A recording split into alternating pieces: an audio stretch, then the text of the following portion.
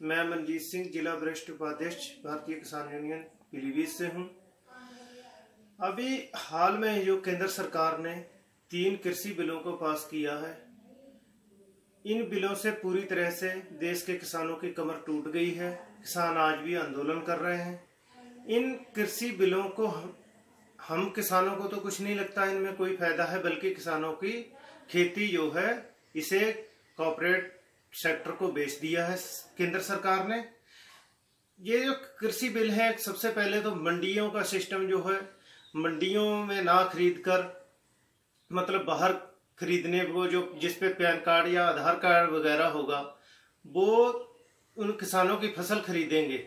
लेकिन जो मंडी में आड़ती, रजिस्टर्ड आड़ती हैं, समय से बैठे हैं, लोकल का किसान उन्हें जानता भी है, तो वो ना खरीद के जो है बाहर वो खरीदेंगे तो उन्हें टैक्स देना पड़ेगा। जिसपे आधार कार्ड पैन कार्ड होगा वो मतलब जो है बाहर खरीदेगा सड़क पे, और किसान का पैसा लेके भाग जाए, क्या उसका प्रमाण है? किसान उसे कहाँ से ढूंढेंगे और कैसे वो किसान को उनकी उपज का सही दाम? हमारे तो ये गले उतरता नहीं है।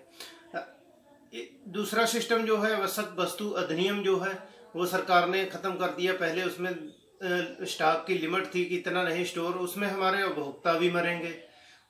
आप और जैसे अभी पीछे प्याज के रेटों में जो है भारी उछाल आया और माफियाओं ने जो है प्याज को इकट्ठा करके स्टोर करके जो है बाजार में उसकी कमी ला दी, फिर धीरे धीरे महंगे दामों पे।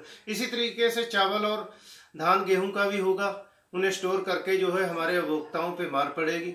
ये तीनों जो है कृषि बिल, कॉन्ट्रैक्ट फार्मिंग, इनसे मतलब किसान को कोई, फिर ऐसे ये बिल हैं कि इन्हें सरकार ने जो है कोर्ट में किसान नहीं जा सकता, किसान कोर्ट में कोई बात नहीं रख सकता, केवल एसडीएम तक ही इसका निस्तारण होगा।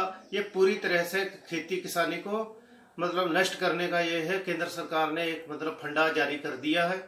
हमारी केंद्र सरकार से मांग है कि अगर आपको वास्तव में किसान है, तो ऐसी आप कह रहे हैं कि न्यूनतम समर्थन मूल्य जो है किसानों को पूरा मिले, तो आप एक चौथा बिल लेके आओ जिसमें ये है न्यूनतम समर्थन मूल्य से नीचे जो खरीदेगा वो अपराध की श्रेणी में आएगा, उस पर कार्रवाई होगी, नीचे जो है बाध्यता होगी, तो भी कुछ हद तक जो है किसानों को लाभ मिलेगा।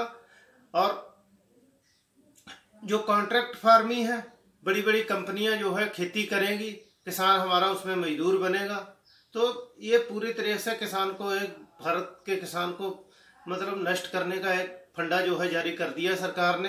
अभी सरकार कह रही कि एक बाजार एक देश, इसका उदाहरण है अभी हरियाणा में, हरियाणा के बॉर्डर पे यूपी के किसानों को रोक दिया गया, उनका वहां पे जाने से रोक दिया, उनकी धान की फसल को वहां नहीं जाने दिया।